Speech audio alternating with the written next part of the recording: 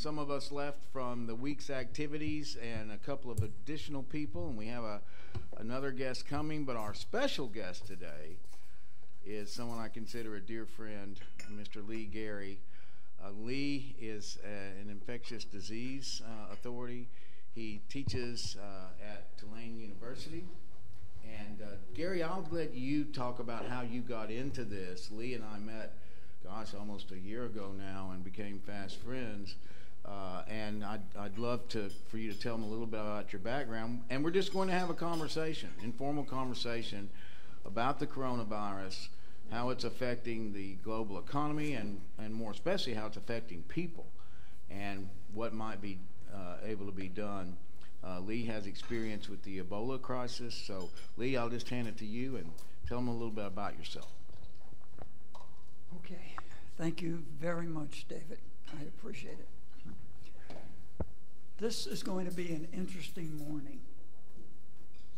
And I've brought along, excuse me, one of my research students so he can remember what went on also to help me go over this experience. I really appreciate it, David. Thank you very, very much for being here. I know that there are some friends that I've seen. Wait, what happened to Dino? He's coming. Okay, I saw Dino earlier. I welcome all of you all to New Orleans. I'm going to get into a rhythm and go, I think, over the subjects that you're expecting from me. But if I venture in the wrong direction, break me and send me in a direction you want me to go. This is a wide open conversation for you to pick up everything from Monday to now. And then I'm also going to honor and focus on what David brought up, and that's why am I sitting here. Is that helpful? Is there anything you expect from me before I get started? Anything you would like to hear that I can blend into what I'm going to cover? I just thank you so much. This is very helpful. I'm from Geneva, from the Economic Commission for Europe at the United Nations. There's hysteria in, I think it's the only time in my experience of the UN that they're going to close down. They're working sort of, a lot of them at home. They're terribly, terribly scared. Anyone with a cough is sent home. I think probably with my voice, I probably would be sent home as well. I've lost it a bit. But I think what we're looking for is maybe two things. Just the prognosis a little bit would be very interesting.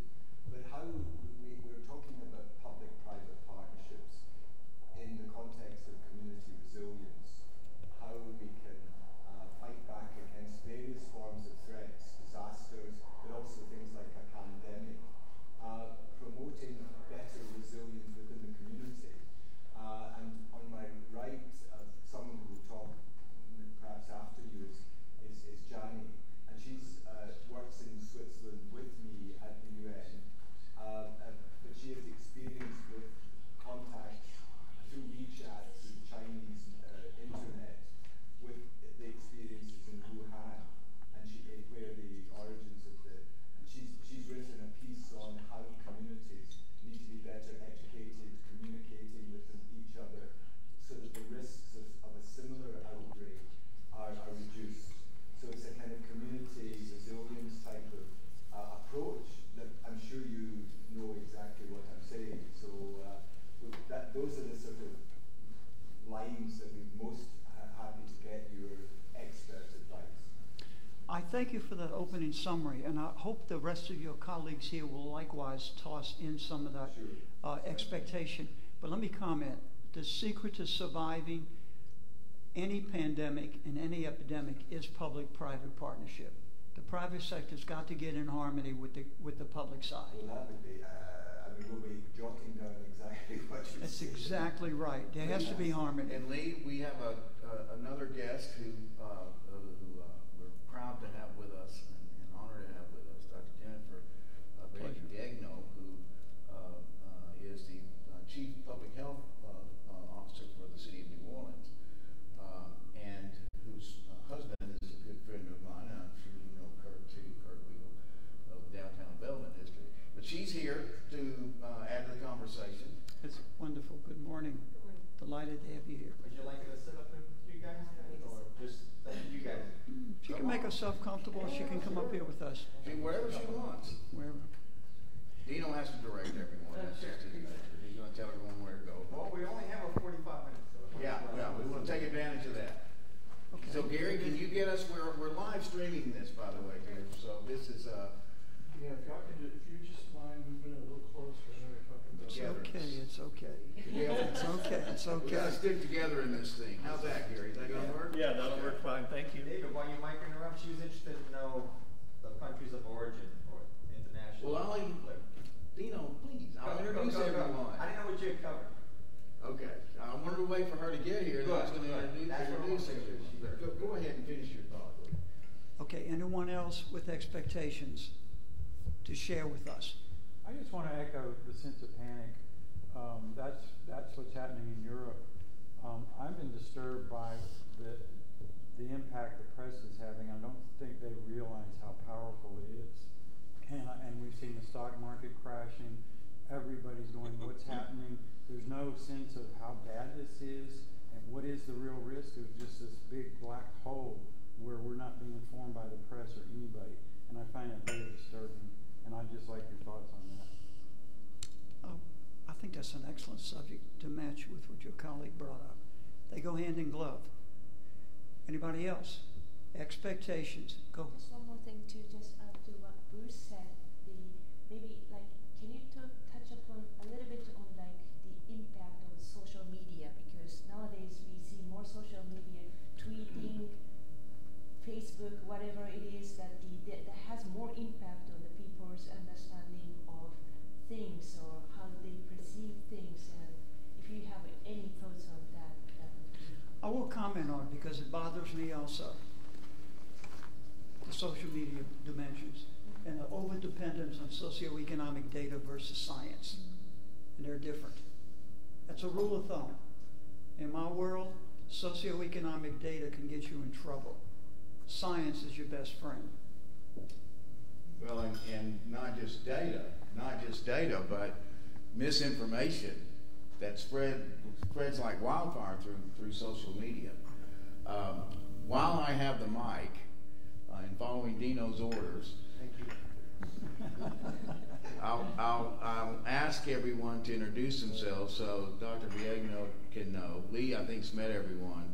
And for our audience, we're live streaming this, and we'll also have this available to anyone that wants to view it.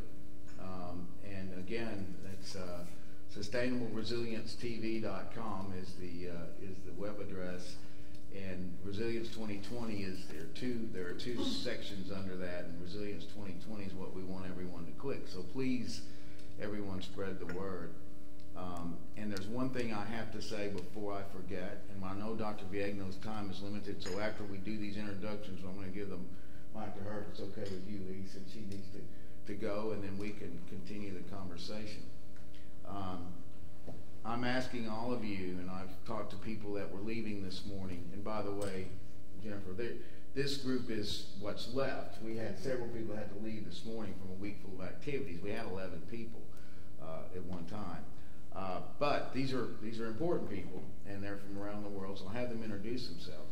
But I'm going to ask all of you while I'm thinking about it, please, please, please go on social media, go on Yelp, let them know what you think of this facility and this experience, and tell everyone in your networks if they come anywhere near New Orleans, they need to stay at the Jung Hotel, because Joe Yeager bent over backwards for us.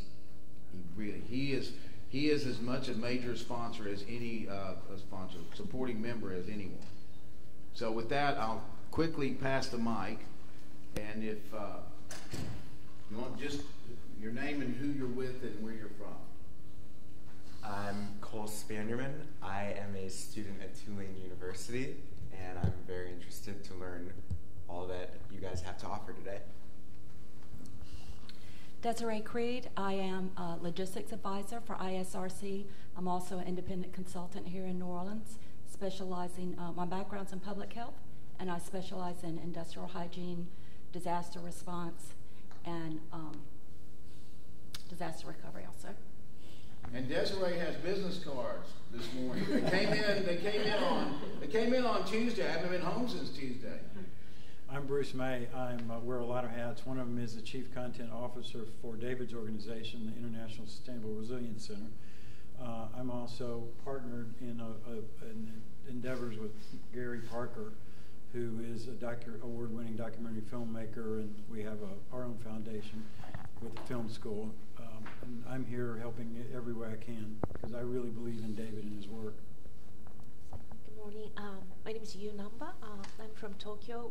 I teach in Toyo University, which has like a master's degree program for public-private partnership. And we, same as David's, we host a special center on PPPs in local governments because we believe in the local government's functions in daily lives and try to help the local governments implement PPPs.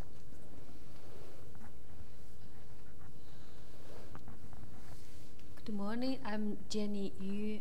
I'm from Switzerland, but I'm a Chinese nationality.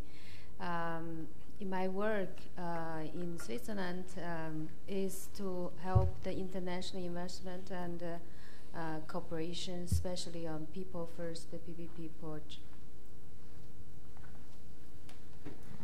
Good morning. My name is Diogo, and I'm the head of the International Specialist Center of Excellence on PPPs on Water and Sanitation. I am also the founder of Defining Future Options, a consultancy company on strategic consultancy on water and sanitation. And I'm the president for the National Water and Sanitation Strategic Plan for Portugal. Good morning. My name is Satoshi from Japan, but now I work in Geneva as a consultant at the United Nations Economic Commission for Europe. But I'm originally a private sector guy working in more than 20 years, mainly infrastructure, public-private partnership. Thank you. Dino Patanastro, Policy Advisor for ISRC, locally LegisLink, and also a MPHer like Desiree, Public Health. Thanks, Dino. Thanks, everyone.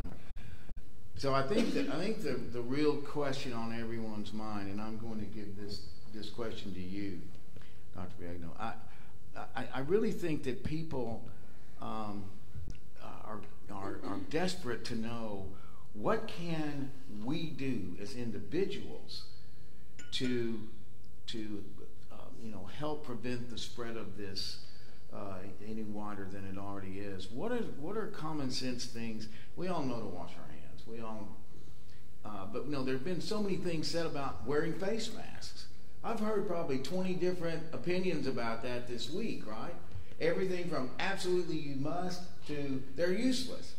So, and anything else that you, again, being a public health official, the chief public health officer here in New Orleans, anything else that you think would be relevant for us to know as we approach this on an ongoing basis?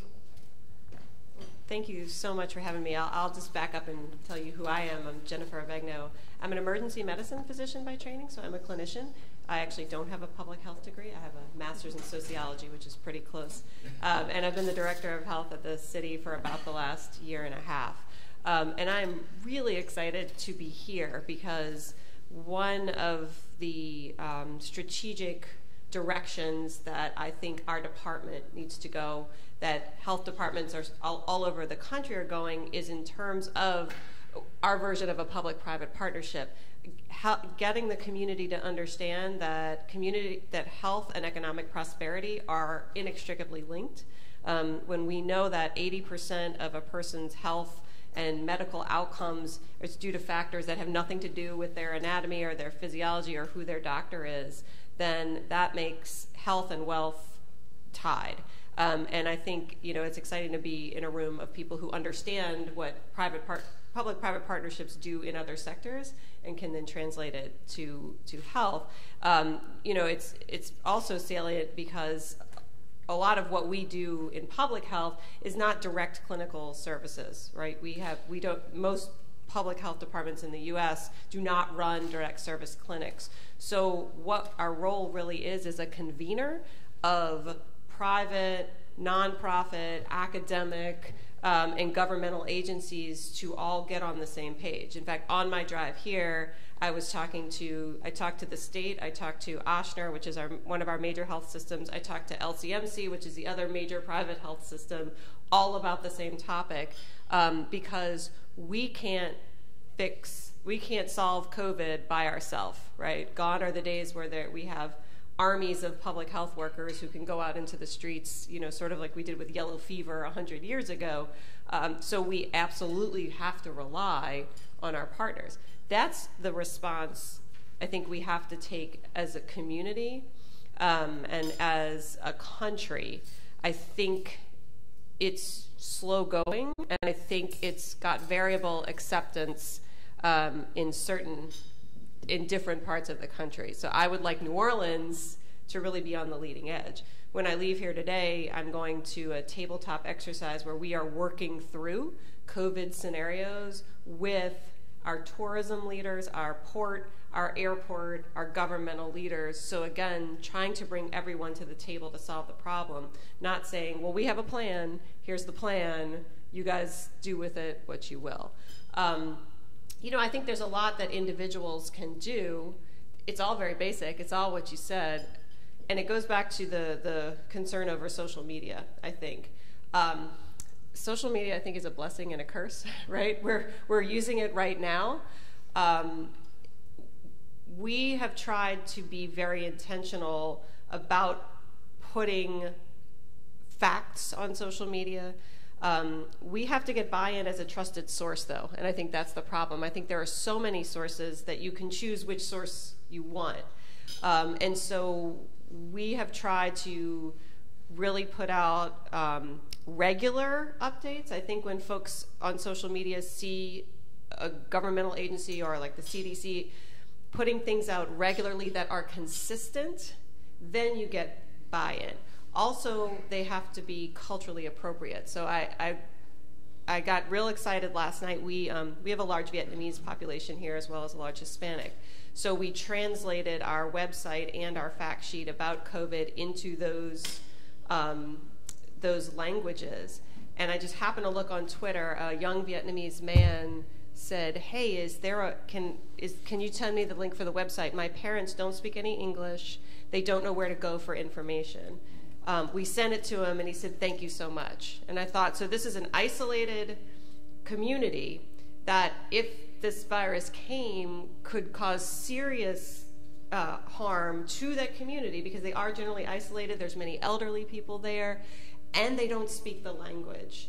But we were able to get his trust because we did it in a way that could reach to them rather than them to reach to us. So I hope that sort of answers the question. No, definitely. Yeah. Absolutely. No, thank you so much for that. And I also think that we have to be vigilant, and that we should take this and try to learn from it. We can't stop it from where it is now. We can certainly take steps individually and collectively to slow this down. But learning from this experience, and I think that comes back to you, Lee, because of your experience with Ebola. And can you talk a little bit about that and where you see parallels and where you see maybe we could learn some lessons that we can again take with us and use in the future, well, both now for this crisis, but again for future crisis. And I think, Jeffrey, that's your interest, is to see not only how we deal with this, but what can we do as far as policy and standards for dealing with something like this. David, that I will do. Good morning. A pleasure. Anyone else would like to share an expectation before I get rolling? We've had two excellent points developed, and I will stay with it. All right, so here's the approach I'm going to take today. I'm going to do a comparative analysis, Ebola versus coronavirus.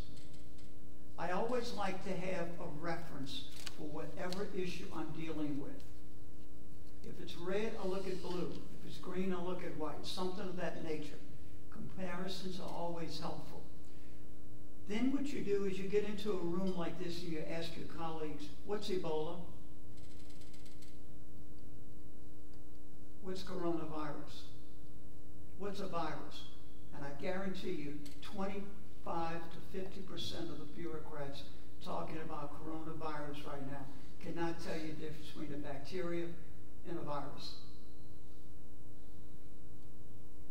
That's a fundamental starting point. I can tell you the difference. It's a fundamental starting point. Yeah. And I'm dead serious about it.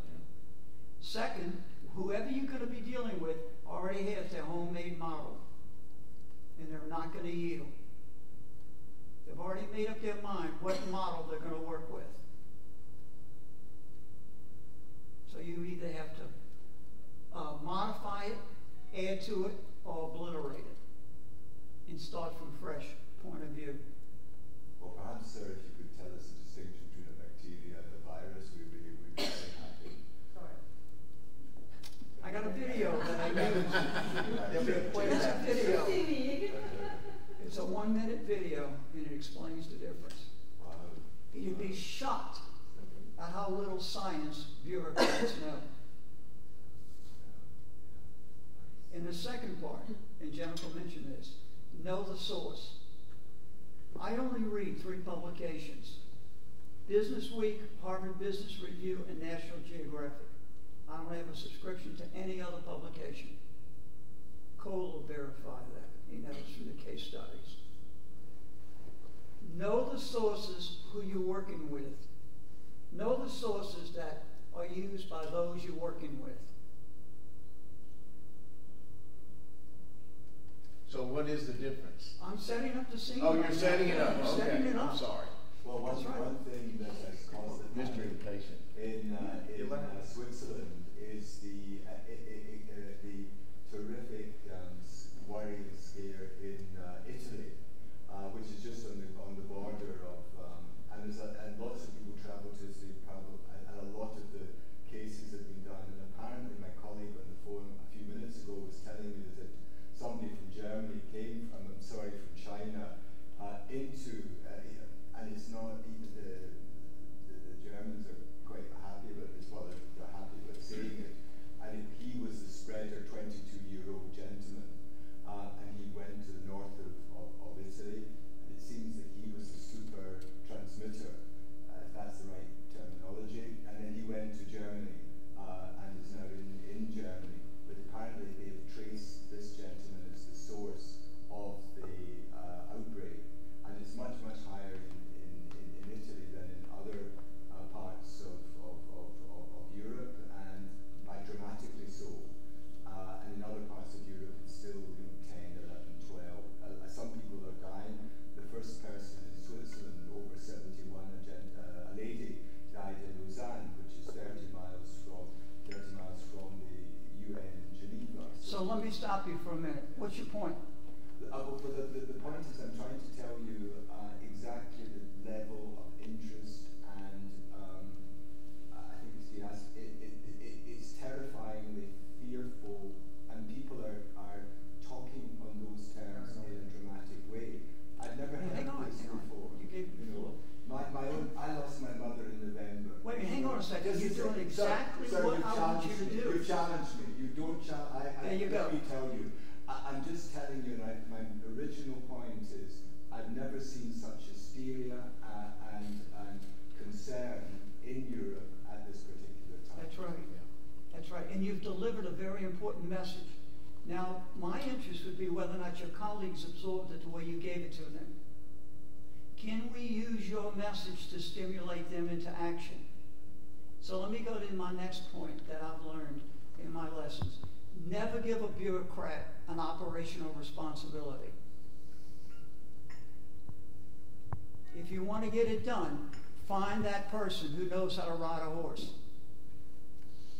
Never take somebody from behind the desk and give them the responsibility of taking on the pandemic or epidemic.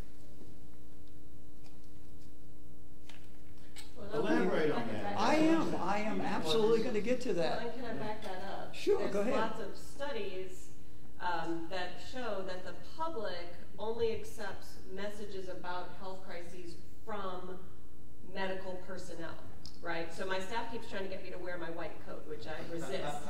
But that's why we don't have the mayor, who is a very smart woman, get up there and talk about, the scare. And to your point, a lot of folks don't know the difference between a bacteria and virus, so they get it wrong, and then the public is even more confused. There's got to be some benefit to going to medical school and taking out all those loans and spending that time, but that's a key, right? So you need a medical person, a clinician, if possible, as your face. Doesn't have to be a doctor, could be a nurse, right? And then other folks in the background doing what they do to make the trains run on time for the response. You got it. Absolutely got it. This is what and your comments are beautiful. Or your input is beautiful, excuse me, your input. This is what needs to take place as early as possible and not have what I call the WHO delay. And that's characteristic of WHO. The bureaucrats do not sense the need to act. 30 days, 40 days, how long did it take with Ebola? A year. If I'm driving home a couple of rules of thumb, and then I'm going to jump into what David wants me to do. We okay? So David wants to know why I'm talking about WHO. That's just 200, 300, 400 meters. So I know all about WHO from the sort of working with them. They don't believe in private sector, so be aware of that. That's right. That's a beautiful point. So when does the private sector tell WHO, take a back seat, we're ready to roll? That's where I want to get you. And this is the purpose of today's event. When does the private sector take over the response to the catastrophic event? And why does government hold back on the private sector stepping in? How does the government side, the public side, learn to yield to the operational mode of the private sector? That's a fundamental question. I think they would only yield when they were on their knees, but I think they would do it even if they were on their knees with absolutely not even last man or last woman standing. I still think they would try and stop it. You're absolutely right. And let me ask you this question. Why doesn't the private sector take the initiative and go to government and say, get out of the way, we'll make it happen. We can handle this. There's a suspicion in Switzerland that they have the virus vaccine all understood. Ciba-Geigy, all the big Swiss pharmaceuticals. I've heard that they know about what to do, but they're keeping it under lock and key. That's terrible, but I'm telling you. What's the disconnect? Both sides, there's a disconnect. You're absolutely right. That does go on. And the information of my work in Delta One, that goes on all the time. Yes. So let's go to your quick visit. I want to find out whether or not you've seen the following. Have you seen any private sector initiatives south of I-10 in Louisiana that would give you confidence the business community could step up and take over in a catastrophic event?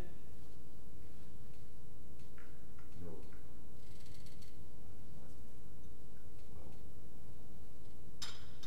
Yeah, you got to ask yourself that.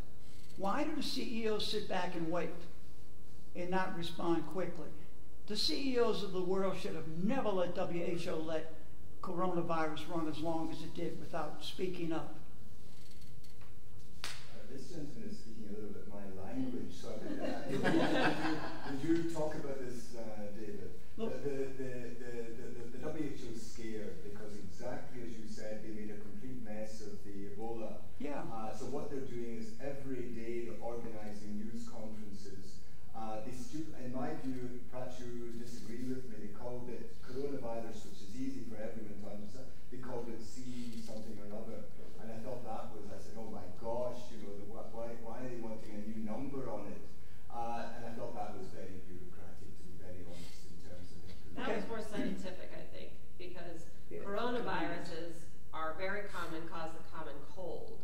And a lot of viral panels, like if your kid is sick and they go to a children's hospital and they get a viral panel that says coronavirus. A friend of my daughter's did this in the last couple of weeks, and there was widespread panic in high school that she had the coronavirus. And so scientifically, I think they wanted to distinguish. The problem is, I've seen, again, going back to media publications that are supposed to be reputable that are using the two terms interchangeably and not understanding the difference. And as a clinician, it drives me crazy.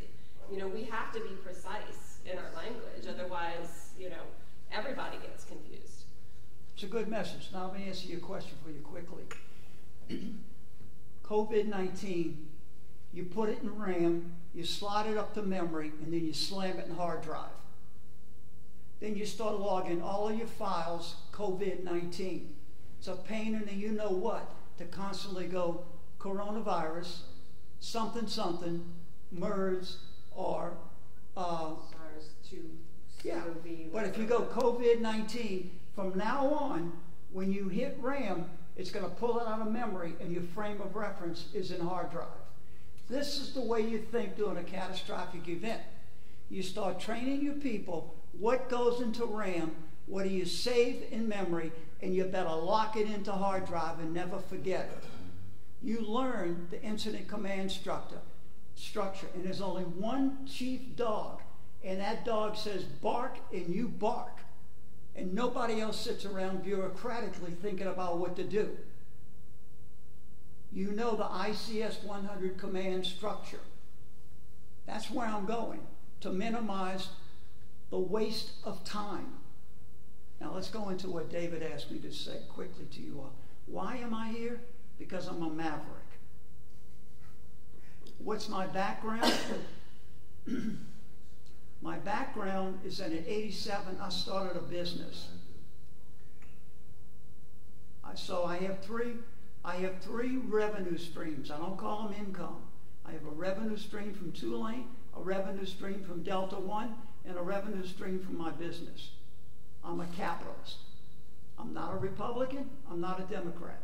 I'm not liberal, and I'm not conservative. I look for a return on investment in anything I do.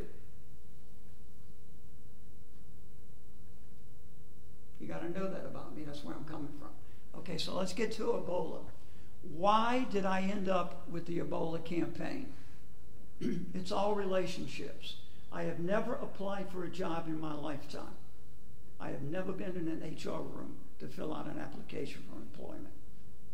I've been the luckiest guy in the world. The phone rings, and the phone comes from a Jack Finn or somebody like that and says, I need something done. Are you available? I worked on a Road Home project. I was the co-director of the Road Home project. The vice president of the project called me during the summer of 2014 and said, hey, Lee, I need you. I said, okay, what's this all about? She says, I need somebody to go to Sierra Leone and cover for Project Hope. Are you available? I said, well, let me think about it. She said, well, I've already FedExed your documentation that you need to get into Sierra Leone. You're on for Monday. And I said to her, well, I need to clear this with Jennifer, my wife. She said, well, you could leave Monday then. Forget Saturday. So I went to Sierra Leone. Spent 2 years there. I was told I would be running the largest Ebola treatment facility in McKinney. So I don't know anything about Ebola. Well, you'll learn quickly. Your job is to be the WASH officer. Okay, wonderful experience.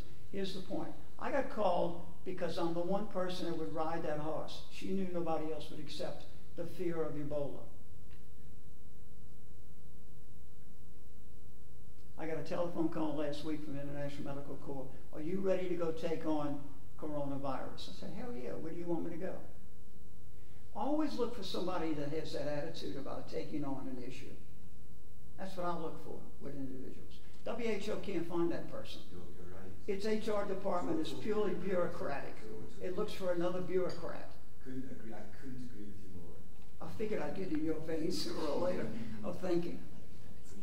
You got to go. Yes, I have to go run our exercise. I'm sorry. Thank you so much for having me. My pleasure. Yes. Thank you so much. Yes. Thank you for sharing your courage. Okay. Thank you so much.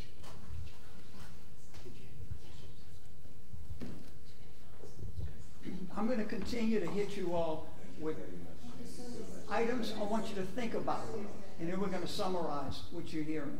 So I'm throwing at you a lot of hard information. Here's my quick response. I wouldn't waste my time on a tabletop. I'd get somebody who knows exactly what to do and turn them loose with full authority. So while Dr. Jennifer is running a one-day tabletop exercise, coronavirus has moved 24 hours. Where's your cowboy that's going to go in and stop it? Now let's get to the operational. I love this. Let me get to the operational mode of the way this happens. Coronavirus. What is the mission of the leader to stop coronavirus? You stop it. That's the four-letter word. You stop it. How do you stop it? You cut off its movement. How do you cut off its movement? You isolate. You isolate the people. In Sierra Leone, we stopped all traffic, closed all schools, closed all churches, closed all grocery stores, closed all bars. That eliminates contact. The individuals who have it are going to present a fever of 100.4. The Army picks them up and brings them to the treatment center. You have to find a way to force the virus to expose itself in the person.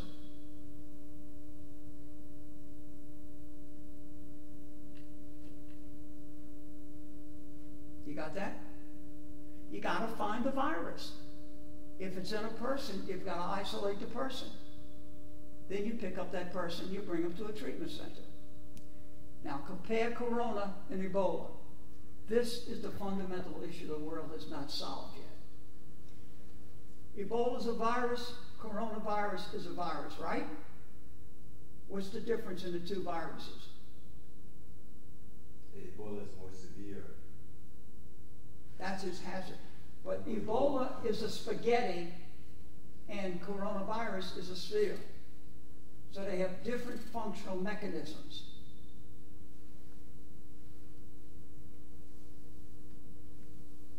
But they both operate the same way once they get into your nucleus. They replicate themselves. You got to understand the science. What's the next step?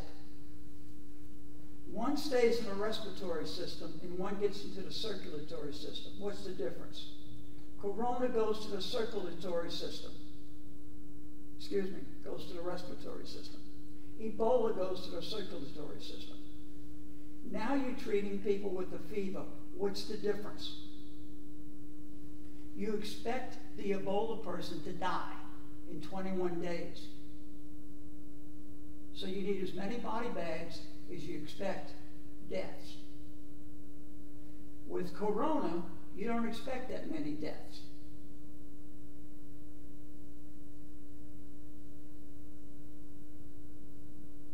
You begin to think that way.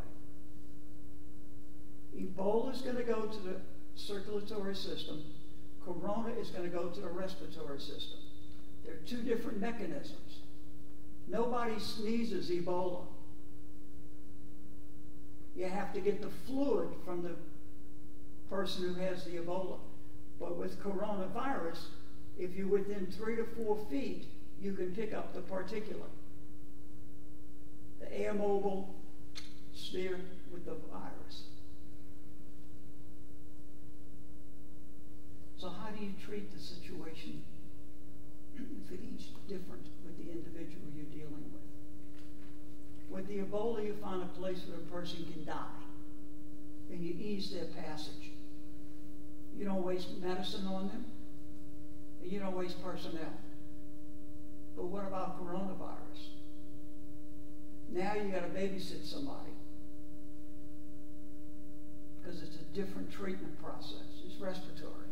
And there's a chance that the virals will work. Entirely different logistics. Your logistics challenge is different in public health. You don't waste money on virals for Ebola. Because 77 out of 100 people are going to die from Ebola. you spend your money on body bags. I'm trying to put this bluntly, David, so the individual will soak up what's going on. This is my experience.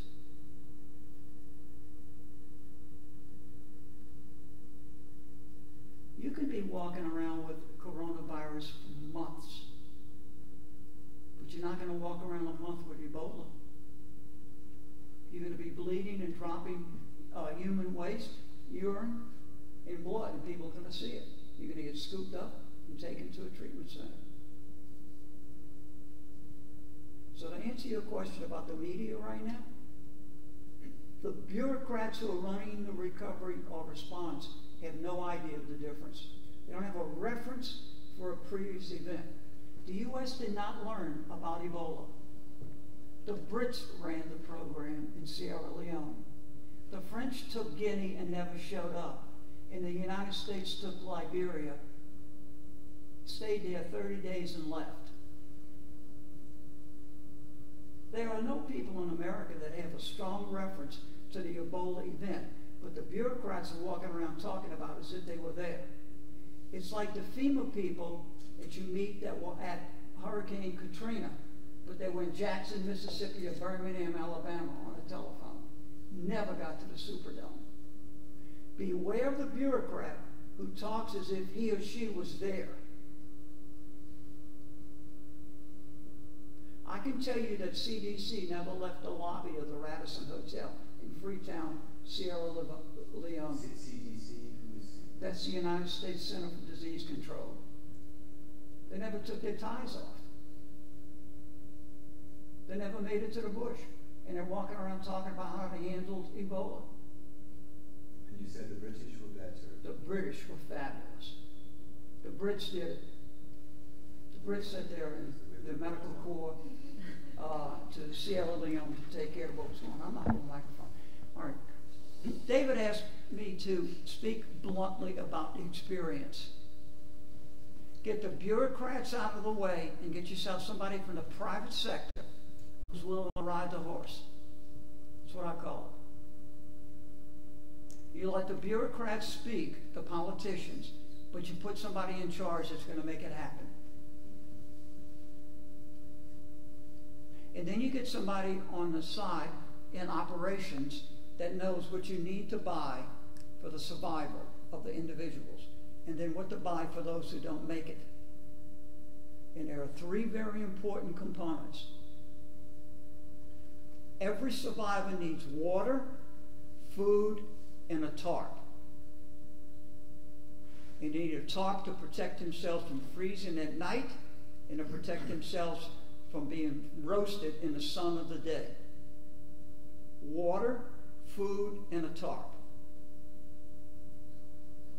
Sorry, tarp? That's a Tarpaulin.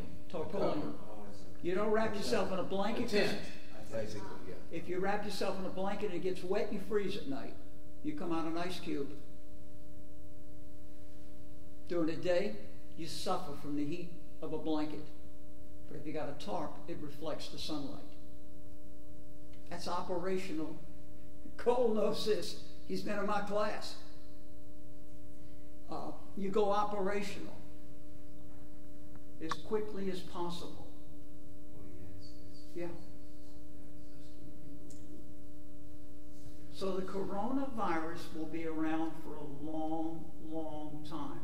Now let's go to research. It's cruel to tell people that the private sector and the public sector is working on a vaccine. You know the science of vaccine development. That's months, if not years. That's cruel for mass media and internet multiplication of that message that hope is on the way. Next weekend we're going to be delivering the vaccine. We haven't delivered it yet for Ebola, and that was 2015. That's 5 years ago.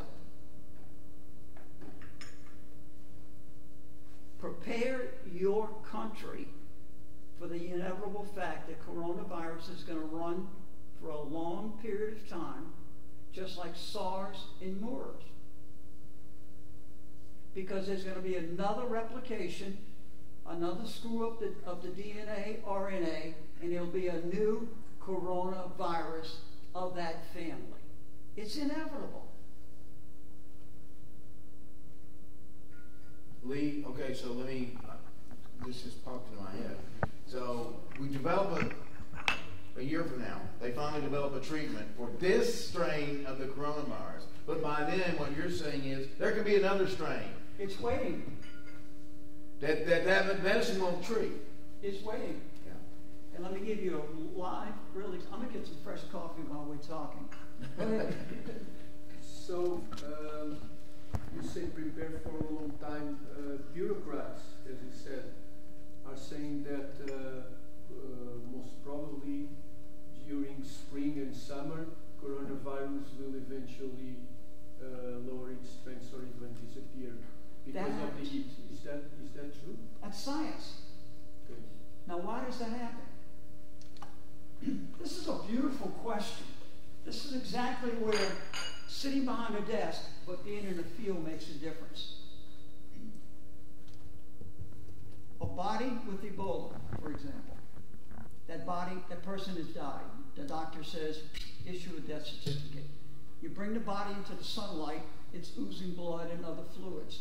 You put it in the direct sunlight at 90 degrees, high noon, and the ultraviolet rays kills the virus. That body then in about 15 to 20 minutes is in a position that you can then work on that body without the fear of a live virus. That's good science. So during the summertime, what do you have? More sunlight. So there's a longer exposure time to a virus that's airborne. Good science. I understood. But then you have to go back to the tent and the reflection thought, because I think I didn't got it.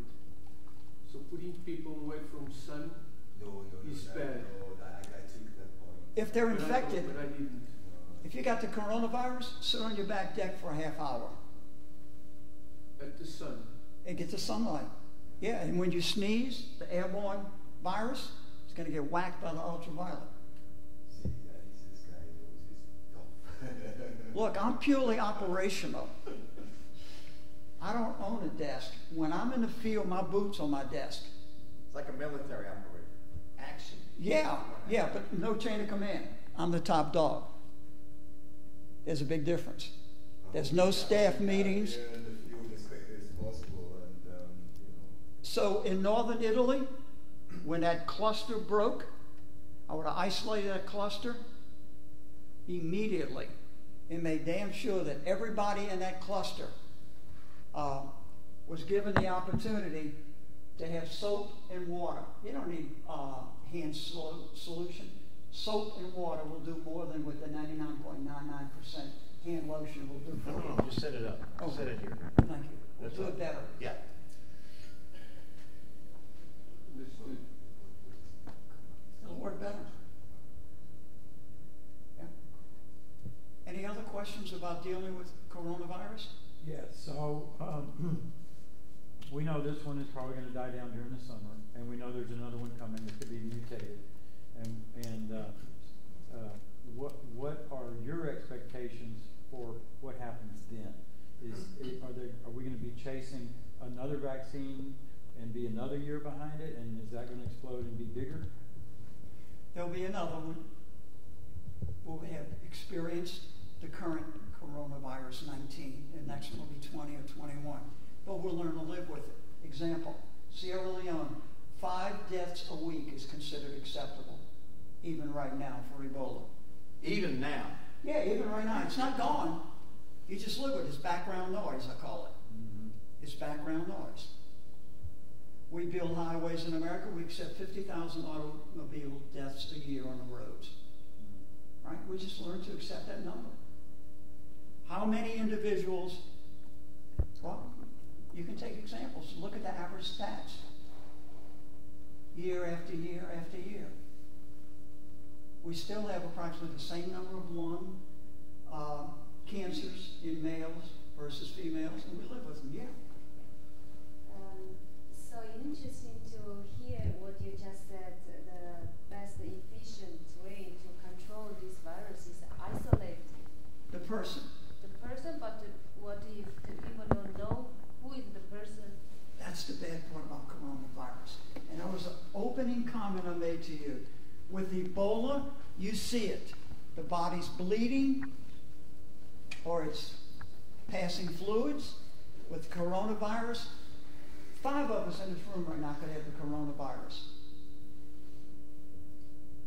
So is that your fully Hang on, Jenny. supporting? This is too good not to capture it. Yeah, let me run the mic.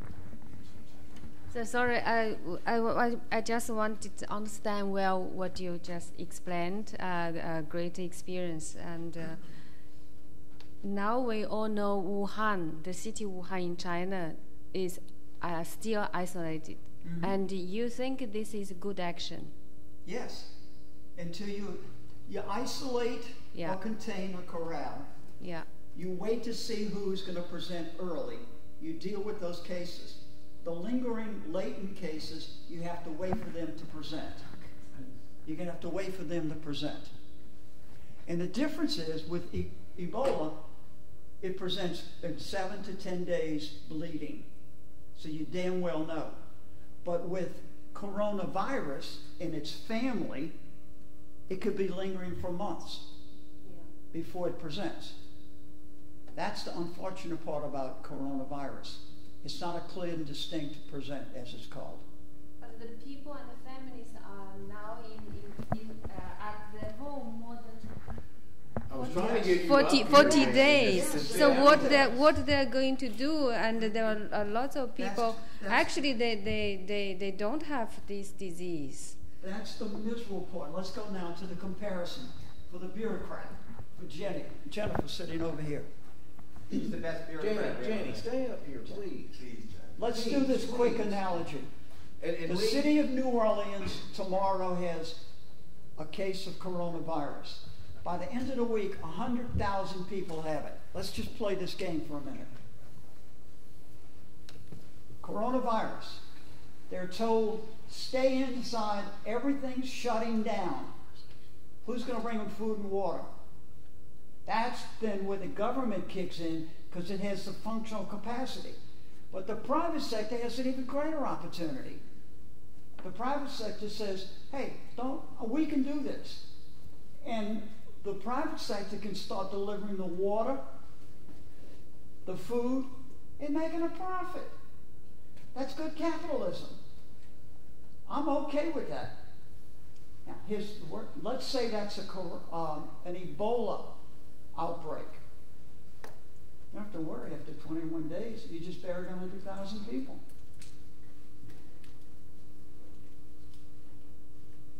It's over. To the time to summer, you just mentioned might be disappeared. The coronavirus may help in the summer. Sure, if you get the people out into the sunshine. But for Ebola, it's over. Once Ebola is in the system, 77 out of 100 are gone. Just, The curtain drops on Ebola. there was a very famous Scottish nurse, a very, very famous Scottish nurse who was in Sierra Leone, and she came back with the Ebola. They treated it, looked as if she was okay. She got it again. And everyone in Scotland was willing her to survive, and she managed to do it. I'm going to ask this question, and does it come back? It can. So that doesn't mean But our the frequency fear. is very, very small. And the reason why I can come back is just a quick comment. I'm going to have to sit down and behave No, myself. it's okay.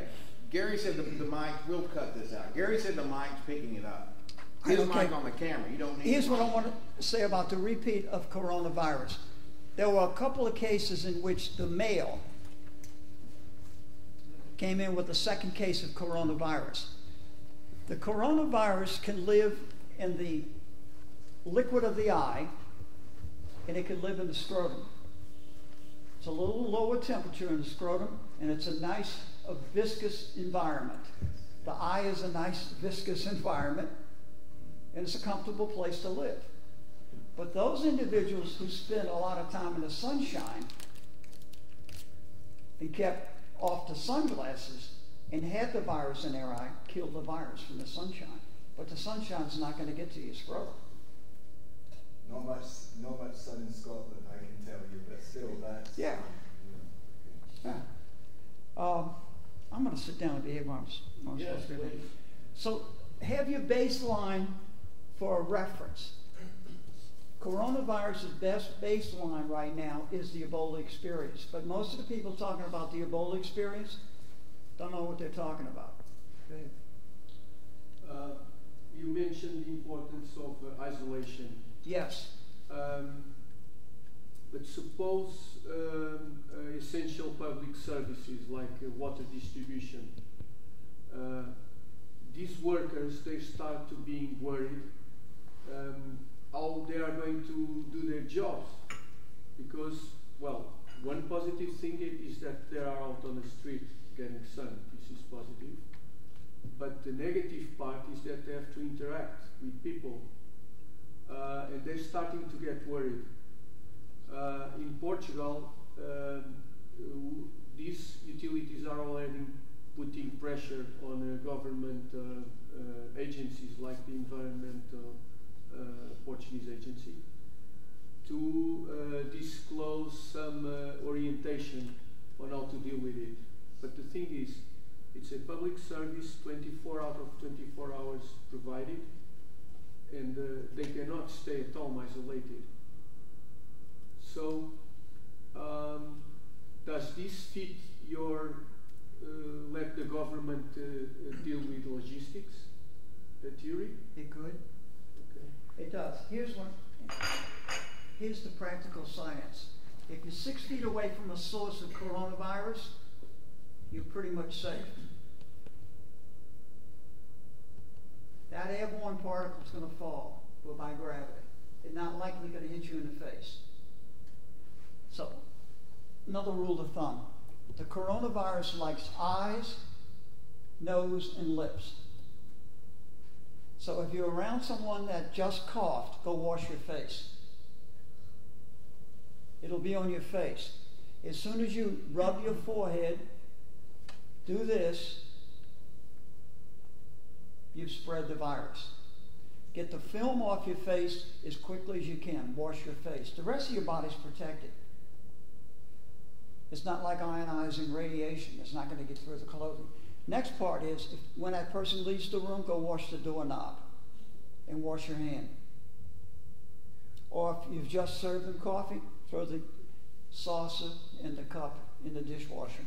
Could I just use the opportunity? I work in the UN Palais des Nations in Geneva, which is a massive building, thousands of people coming in and out, and our senior management do not know what to do, whether to close the building and ask people to work from home, or to carry on in an abbreviated way with smaller meetings. They just don't know, to be honest, and I can understand why. What would your advice be? Should they carry on, hopefully, or maybe send the people home and work through the internet, and have a skeleton service in the building? You do both. Know those who have a weak immune system, the old timers. People that wobble into work and they're about to retire, they're up in their 70s and 80s, tell them to stay home. Their immune system's of a lower grade. That's number one. Number two, those that are coming to work that are healthy, they're in their 30s, 40s, 50s, they're comfortable, they go to the gym, they work out, you tell them to come to work. The people that have to worry the most, or the individuals have to worry the most for corona, are those that have a weakened immune system.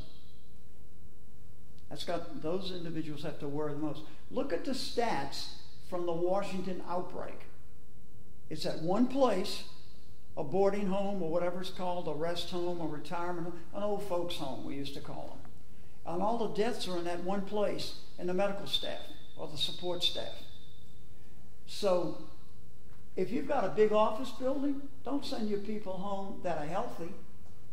Take the borderline immune cases. But a lot come, sorry, just... Okay, then what you do is they come from abroad. A lot of people are delegates who are coming from outside Switzerland, and they have wonderful brass handles that come back from the 1930s when the League of Nations was established, and I can see all the hand marks on it.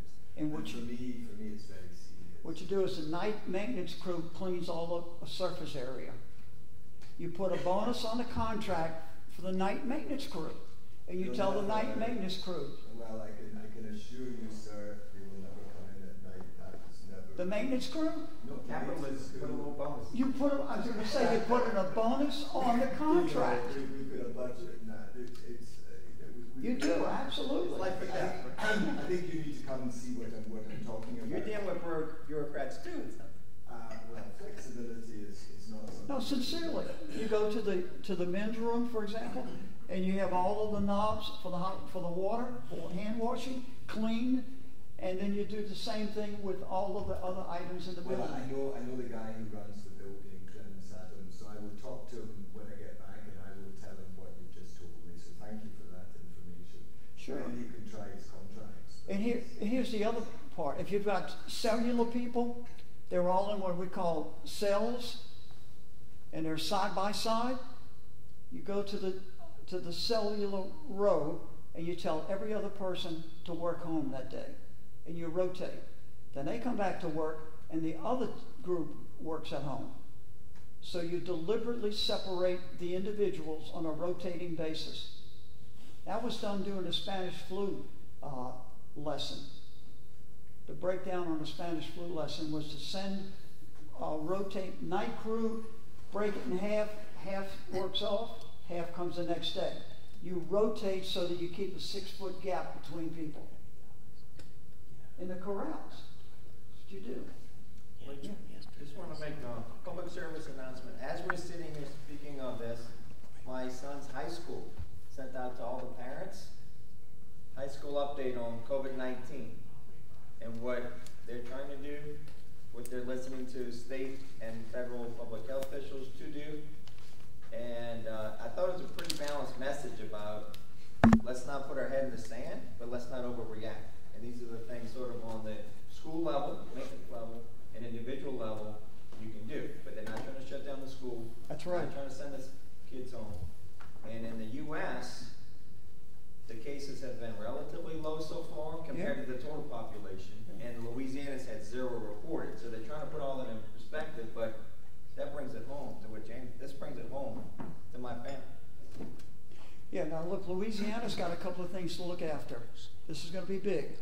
There's a high school group, St. Joseph Academy, coming in from Italy. That's a big one. So they're going to get isolated for 2 weeks, roughly. They're going to be told to stay home. Do not go to school. My son's high school group, senior group, was supposed to go to Italy first week of May. That's off. That's off. The cruise ship industry right down the street. Yeah. Right here in New Orleans. Yeah. Cruise ship. So another lesson you want to pick up is deliberately isolate packs.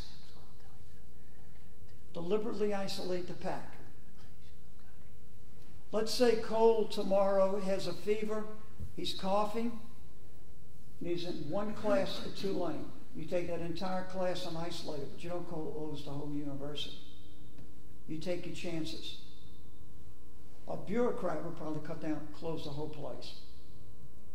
But you would isolate one group and see what happens. If nobody in that group has any more complications, you survived it. But if all 30 of those students have Ebola, you're going to have to buy 30 body bags.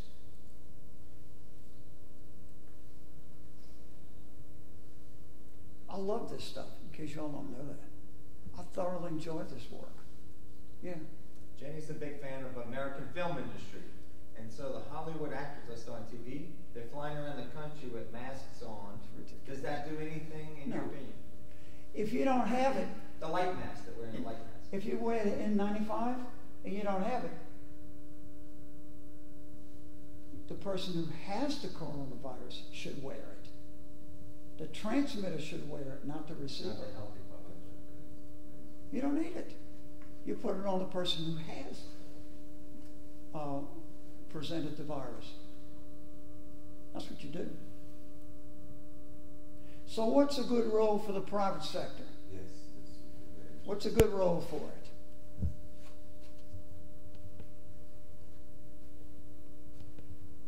You know what the private sector did with Ebola? It built the facilities. Private sector probably did not build the facilities in Wuhan. I would think the government built it. The military probably put the facilities together. The warehousing for Ebola in Sierra Leone was done by the private sector. The body bags were manufactured by the private sector. Supplies, yeah. The fuel, the transport services, the medical staff was all the British medical system in the Royal Medical Corps. Yeah. It's quite interesting that you talked about the private sector's functions, but also you said you don't take the bureaucrats to take over the operational responsibility. That's right. And you also said that there's a certain functional capacity that the government can serve. Yes. But I think all the bureaucrats or the politicians do not know the distinction or where the line will be for the operational responsibility. You're absolutely right. Functional capacity. Let me back up now and walk through an exercise. The incident command system is universally being adopted across the world as the format for responding to a catastrophe. It's a free course to take. Now what happens with this is that an emergency manager is the top dog, the incident commander. You ask yourself, what are the 3 responsibilities of the emergency manager? For example, what are the 3 responsibilities of Vice President of the United States who's in charge of our response? What are the 3 universal responsibilities? Save lives, protect property, and safeguard the environment. Absolutely number 1, save lives, protect property, safeguard the environment. Everything else is irrelevant. I'll give you an example of how this works. Got a catastrophic event. Our Delta One team is called out. We go to a community. We never forget, from RAM to memory to hard drive, save lives, protect property, and safeguard the environment. Someone says there's a body in this house that's partially collapsed. We go with the bulldozer and knock down the trees. We take the chainsaw and open the door or the window. We go in and save the life. You get that pattern? It makes a difference if you don't think about the fact saving a life is number 1. And it doesn't matter what the cost is in terms of property or the environment. I don't want a tree hugger standing in my way, hugging a tree and saying I can't bulldoze it. It's prioritization. And I don't want somebody standing there and telling me that's my house, you can't do that. It's rental property. I'm going through the front door with a chainsaw, I'm going through the window with a chainsaw. But I'm going to save the life. After you save that life, what do you do with it? I'm giving you what's in RAM to memory to hard drive. You never forget the 3 commitments as a manager. Now, what are the 3 responsibilities to the survivor? Water, food, and a tarp. So you're the operational manager, and before you even show up, your logs officer has ordered water, food, and tarps. And on the way, the private sector's coming with 10 tankers of water, 2 18-wheelers loaded with MREs, and 2 or 3 more 18-wheelers loaded with tarps. You have it automatically built into hard drive. You know exactly what you're going to do.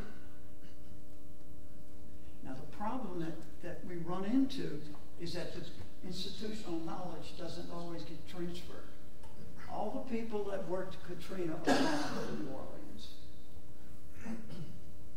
Another Katrina will be the same fumbling start.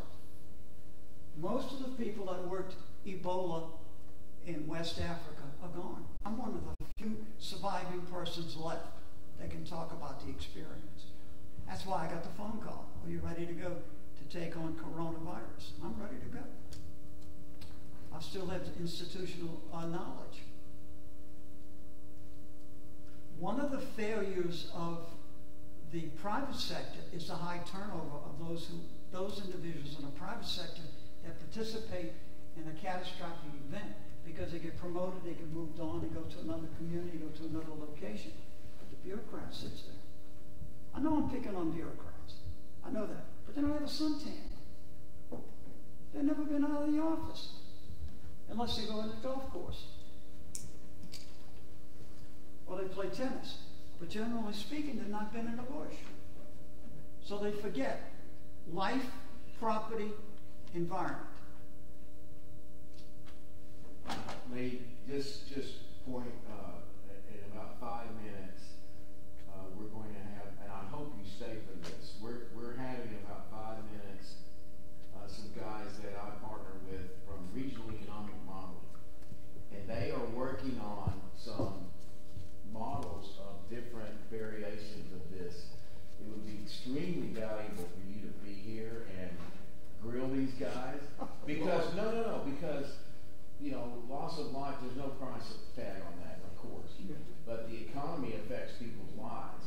Yeah. And how bad this is, is going to dictate what happens to the economy. I think we talked earlier, the stock market's down another 700 or 800 points today. But that's good. Yeah, well, yeah, it's good for people that want to buy with their blood in the It's a street. good attention giver. Good, yeah, but, this thing is contained, quote, contained, and I think we've learned from you that's really a misnomer. It's going to be one thing, but if this thing continues, what is going to happen? And these guys, that's what they do for a living. They do impacts of different events. We've worked with them on obviously disasters and the impacts of disasters, not just the direct damage, but the thing is, what are the ripple effects? And that's what these guys do. And I would love for you to stay around for that. We're going to have on in about 5 minutes. Let me comment quickly on what you just said. Please. The modeling since 1st of December of last year litters the highway with trash.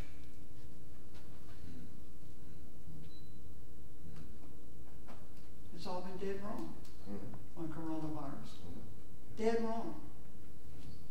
And let me clarify something with you, Lee. These guys don't try to do predictive modeling. What they do is they say, okay, if this does happen, here are the ripple effects of this. This is how this ripples through the economy. So they're not predicting what's going to happen.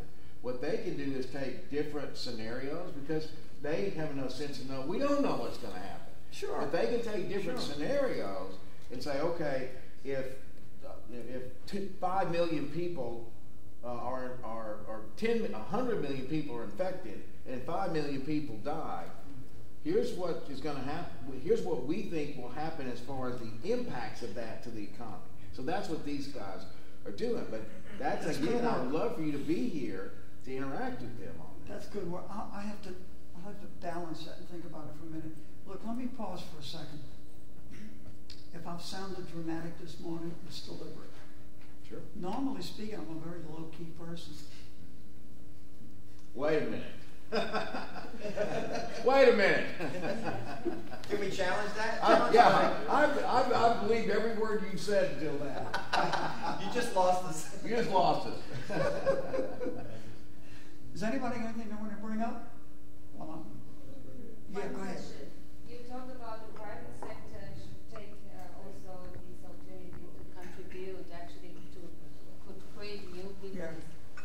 What if there is no space and no room for private sector? Wow. It is possible to say to the private sector, just stay out of our way, we got it under control. The military does that a lot. It says, we've got it, it's under control. But sooner or later, you're going to have to deal with the private sector for goods and services. I don't know that you can totally isolate the business community from, no, let me put it this way. The commercial markets. You're not going to be able to avoid the commercial markets. You'll deal with the markets sooner or later. You may not deal with an individual, but you'll deal with the markets. My point is the private sectors, the individuals, they want to contribute for help. The people need it. Yeah. When the lack of resources, what if they just come? They're not waiting, they want help or want to contribute. Well, the business community is going to show up as a chance to make money. There's no question about it. Some of them will do it for the good of the humanitarian cause. But a good CEO is not going to just throw money at a project to be involved. Not going to do that. They're not going to do it. I'm trying to think of another way to handle your question based on my own experience. Wow. That's a very fundamental question you asked, and one that would really test the commitment of the private sector to help the public sector. Now, there are some CEOs that don't want to ever be in touch with government. They just want to stay totally clear of it. And then there are others that are willing to step up, get involved. So the Chinese private sector, in my experience, are quite different in the sense of the CEOs. You talk to them, they're not in such high wage packets. They have a different philosophy of responsibility. You're right. So they do wish to help the public. And in fact, you see in these events in China that the private sector in the IT business, big companies like Huawei and Tencent, they're offering support to people isolated in their own cities. I mean, they're isolated in their towns, their homes, and they can't get out. So they have to have the world brought into them, and it's being done by the IT companies.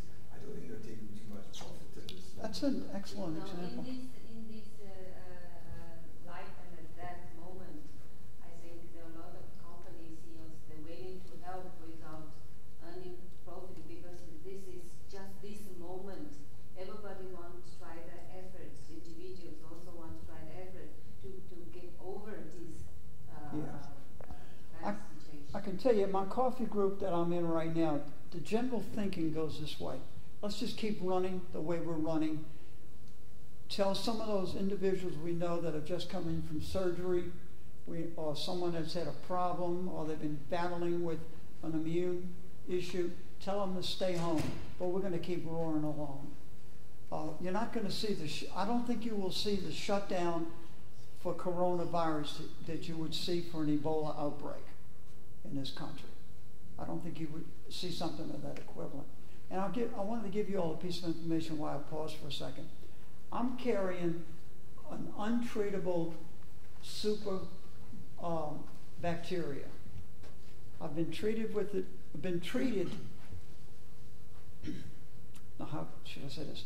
It's at bay based on medication, but when I came home from Ebola, I was diagnosed with a variation of tuberculosis that I picked up from one of the patients. And I've been now 5 years on an antibiotic. And that protein is of such a low level that I've been able to keep it under control in my bloodstream. Now, I would be a borderline person in a major corporation that would say, tell Lee to stay home. Because if I got a real severe case of coronavirus, I could be in a compromised position in my immune system. It's very possible. But it's not contagious what I have. So business and industry in America is going to run along at a given pace. There'll be a few historical examples of where businesses shut down completely because people are so close to each other. But if you can alternate work days, alternate day and night shifts, and get the borderline people out, you're going to run full speed. That's what's going to happen. Yeah, Dion. In the spirit of public-private partnership, not just on the planning, coordination, even reactions of this. But on the front end, because I think we like to preach, you know, pay me now versus pay me later. On the front end investment, what would be a better model about bringing in private dollars now for future events and for public health stuff? How can the private sector contribute financially to the solution, rather than just writing the check after, you know, folks are dying? Yeah. I mean, it's a question to the group. Is there a role for private sector on the front end, I guess, with vaccine development and vaccine storage? That was going to be part of my answer. They say there's only, let's say we did need the masks. They said there's only 30,000 masks for 300 million people. Well, let's make more potato chips. Let's make more masks and have corporations contribute to that. Who pays, I guess? Is there a role for private sector to contribute, since they have vested interest in the outcome, at least for their workers and assets? Well, there are some good examples of what you just brought up. I'm going to take one that David knows about, the IV bag. 90% of the IV bags in the U.S. hospitals was supplied by a company in Puerto Rico.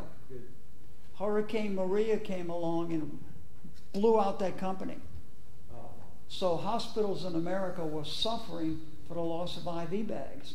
What do they do? Switch to the European producers that quickly, until that IV bag company, I think it's Baxter, David would know that better than I do, the name of the company. But yeah, there are places in which the private sector has the connections and the wherewithal to make those shifts. Government doesn't do it that quickly. Government has to, in most cases, do contract work, or it has to do bid work, unless it goes with a professional services contract, which can be awarded under the police. Yes, I can hear you. Those are serious discussions. I think the private sector is quite responsible. I heard that Tito Vodka had said that their vodka was not sufficiently disinfectant because they were up to 50% or something like that. And they said you need to be up to 90%. But they were willing to contribute. They were willing to contribute. No, but they said don't use Tito Vodka and expect that your hands are sanitized. No, it helped your mental health, not your physical. I just went to the restroom and washed my face. Well, just for a minute. How'd you get out the door? It's not going to be long. So I know we could continue this all day, and it's such a valuable conversation, but we've put these guys off twice already. These guys. And they've been very patient with us. They're supporting members of this event, and I told Lee that they were coming on, and Lee's going to try to stay for a while. I would love to hear interaction between Lee with his vast knowledge and experience and Chris Judson from REMI, Regional Economic Modeling, is with us now and has a brief presentation. And Chris, as we talked about, this is going to be really a discussion, but to give some context, you've got some materials to present. So Chris, just to give you background about this morning, we've had a very intense, very, very, very valuable discussion about the coronavirus, about everything from what we need to do to bureaucrats versus the private sector. Lee Gary, who's a professor at Tulane and was very engaged in the Ebola crisis for many years, has been guiding this discussion, and it's been incredible. But I didn't want to delay you any longer or put you off again. So we have a small group here, but they're an important group of people that I would like to just quickly, while Lee's finishing up a quick discussion with our fearless leader, Jeffrey Hamilton. We could just do one more time with the mic. I know you've done it already, but for Chris's benefit, so he'll know who's here. One more time with the mic, just who you are and where you're from. Same old spiel we've done before.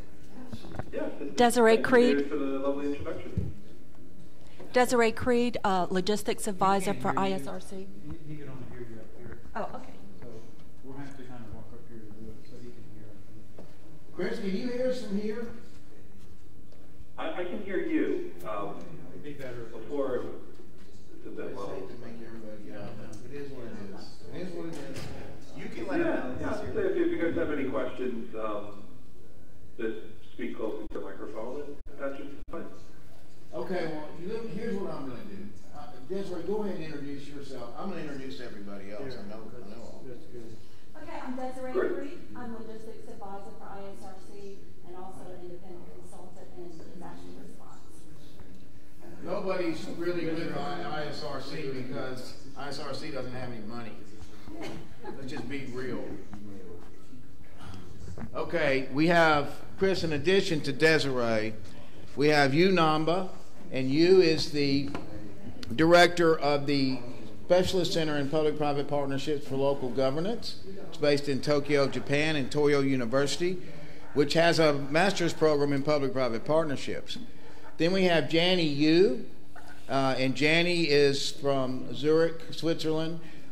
She is a Chinese national, but she lives in Switzerland, and Janny is another independent consultant, but she is also serves as our senior international advisor for International Sustainable Resilience Center. And then we have Jeffrey Hamilton, who, if you remember, you talked to Jeffrey, you and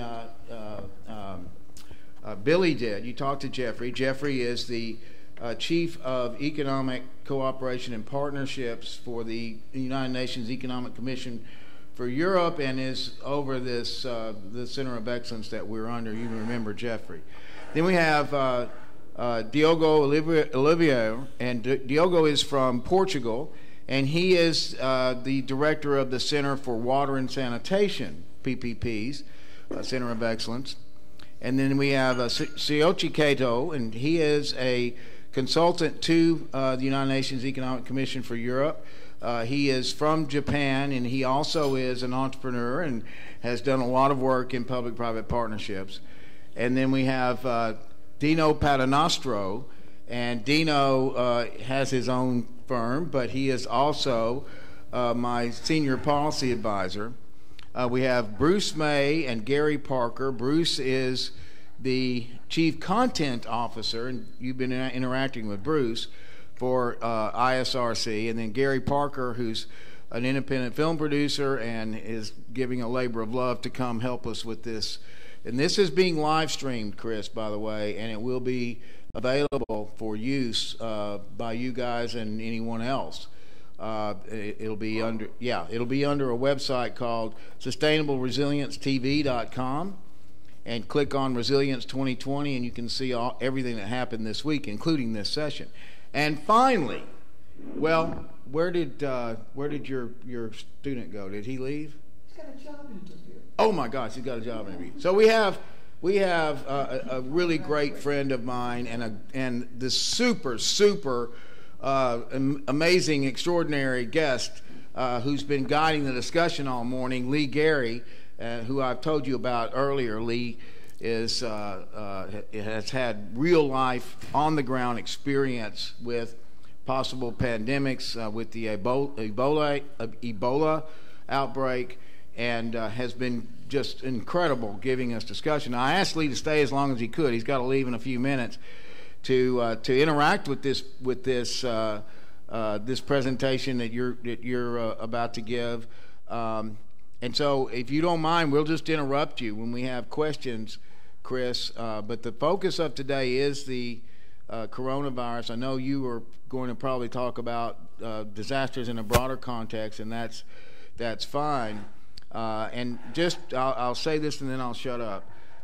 What I told them is that you guys have the ability to take different scenarios and model those as far as the impacts of different levels of this outbreak globally, and show economically, from an economic perspective, what the impacts could be in different scenarios.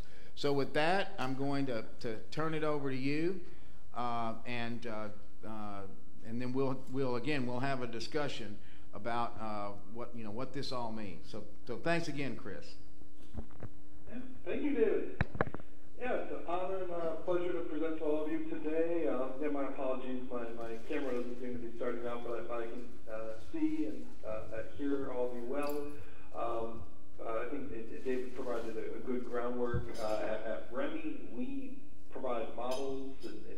report to look at the economic, demographic, fiscal effects of public policy or infrastructure, or what-if scenarios on regional, state or provincial, national economies over time. So we are utilized by many different nations in the world, in virtually all of the U.S. states. Today I wanted to talk a bit about resiliency planning, but I will focus on the potential impact of COVID-19.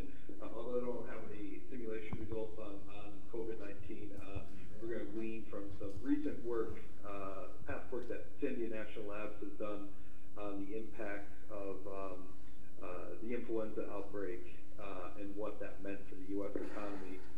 We've also partnered with them actually before in the Louisiana construct, looking at the impacts of Hurricane Katrina actually before it made landfall.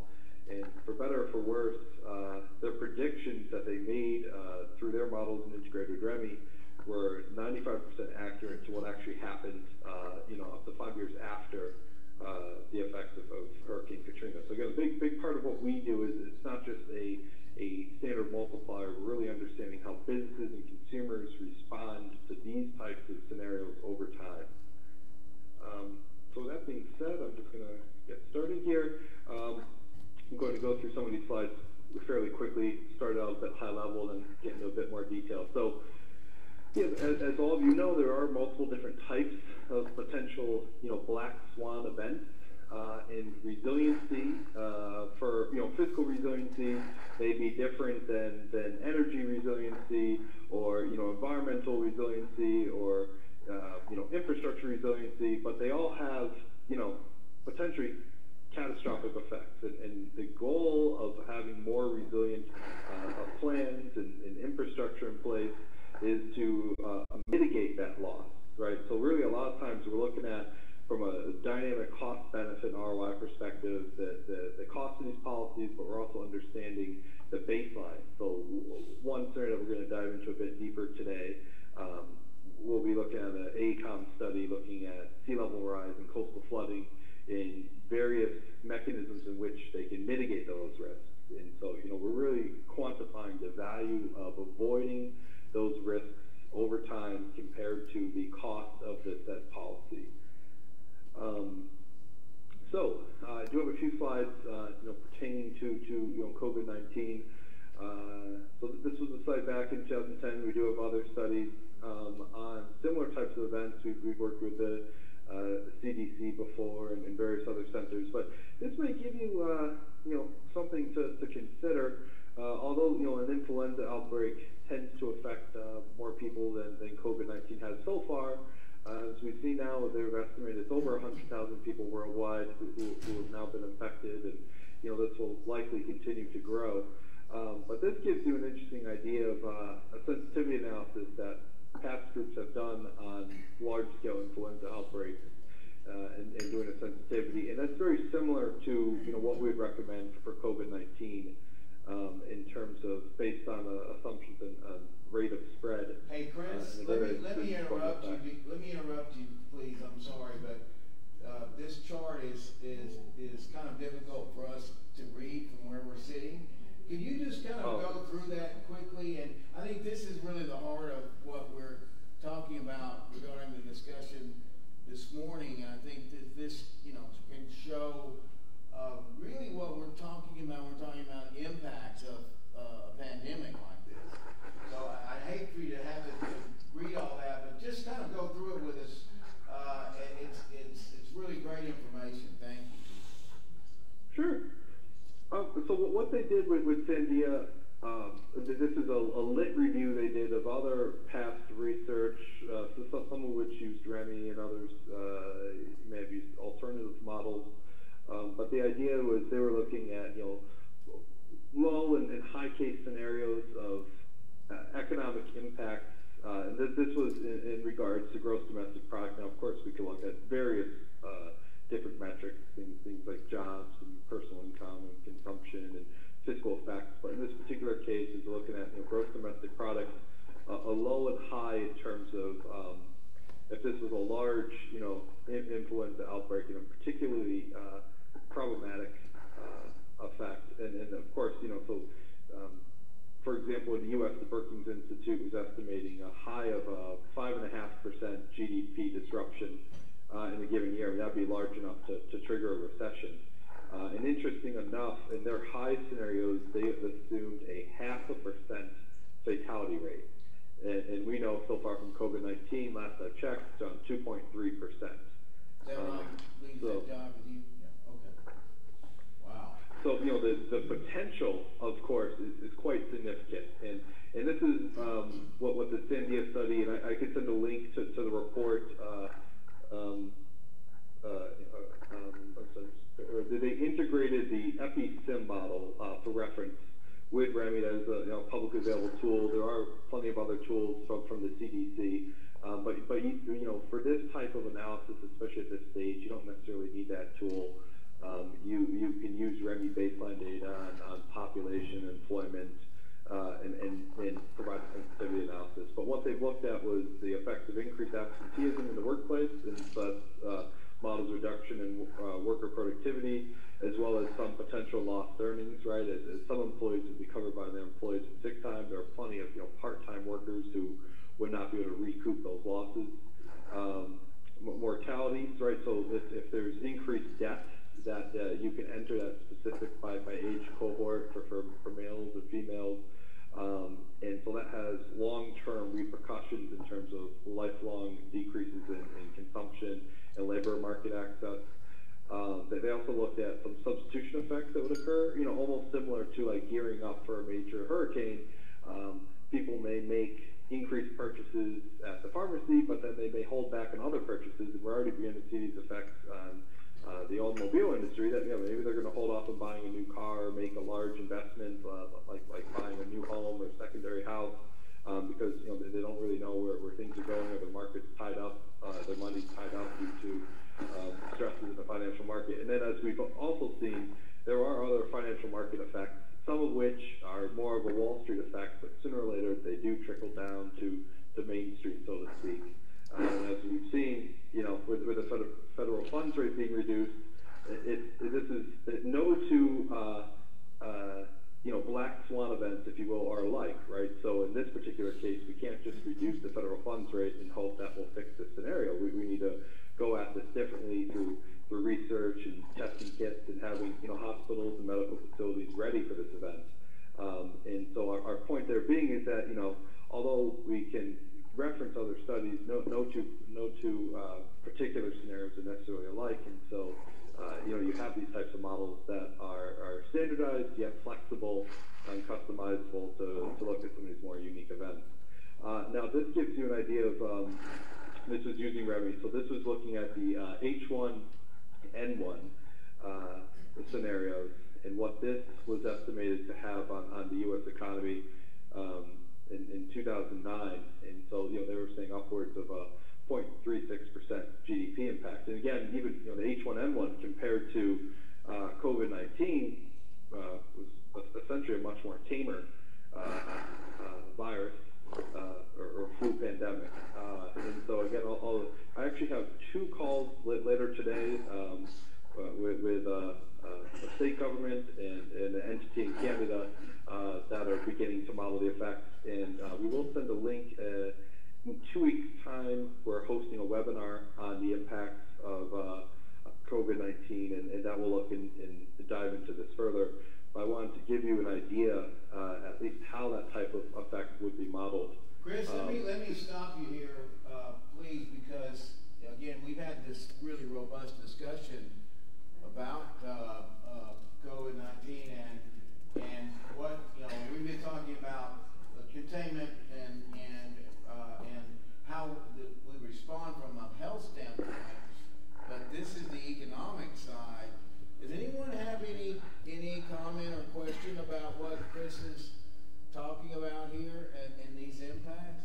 Chris, can you back up to the first slide about the right there?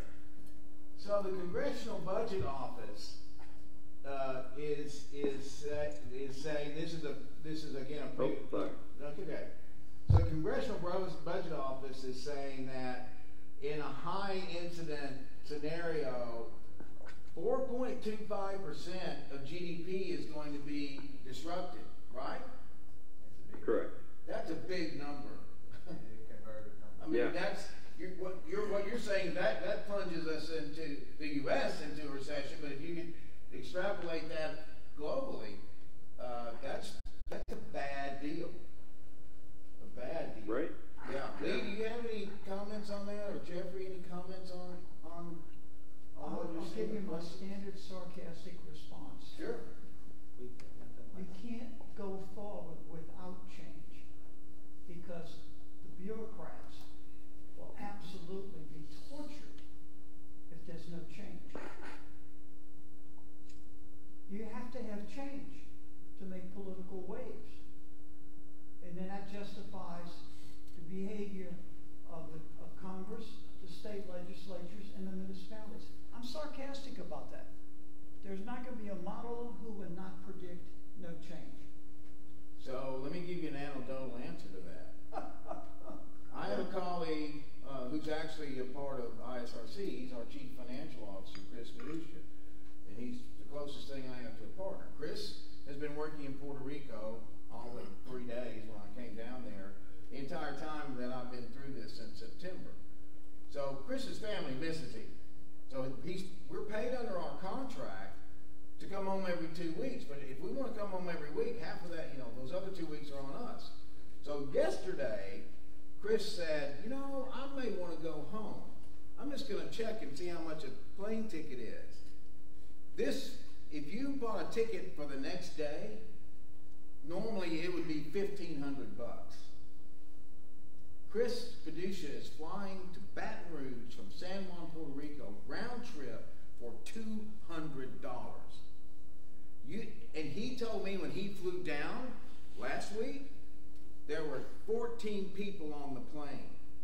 Those planes are normally completely packed. Yeah. This is what we're talking about that translates into losing 4.5 or 5% of your economy. That's right. And Chris, Lee said, well, there's no way for them to predict. I said, Remy's not in the prediction business. They're in the impact business. They have enough sense not to try to predict how bad this is going to be. What you do is say, if it's this level, here's what we can see as the secondary, tertiary, on down the line, and everything that you do with your very sophisticated model. Go ahead, Lee. Graduation's coming up in higher education. First week, second week of May. Parents are loving the discounts. Yeah. They're flying to New Orleans to be a Tulane graduation. They're loving the discounts. Yeah. What you just described. But the airlines aren't loving it because they're losing their what. Yeah. There's winners and losers in this scenario. Parents will not like to see all the kids together and all the parents together in one room. Well, he just described that you could have a row to yourself. Yeah. You got more than 6 feet. Yeah, but in graduation you have these parties and people will be together. But Lee, do you think that maybe there are, because I know people like this, my brother's like this. Your point well made. Lee, do you think that there are people like my brother? My brother won't fly anywhere now. He wouldn't fly to his daughter's graduation. He would not do it. So what I'm saying is, yeah, there are people that are going to jump on things like this because of the value, but there are other people that are saying, I'm staying home. Baby, I'll visit with you by video conference. I'm not going. More of these people, I think. And what that does is the impact of that, not just the airline, but the folks at the airport selling food on the way to get on the plane, the Uber that takes you to the airport, all of that. And that's what Chris's firm does. And they say, here's what, if this happens, here's what you can expect to happen through this ripple effect. And it's significant. And you're right, Lee. I mean, you can't, there's no way to predict this. There's no way anyone that had any sense would even try to predict this. But given again, a number of scenarios, pick and choose, doesn't matter. But if this is worse than we, collectively, fear that it's going to be bad. Bad. Sorry, Chris. This is important because we've been talking about this for 2.5 hours. And that's why I so badly wanted you to show these outputs, because, you know, this is what we're looking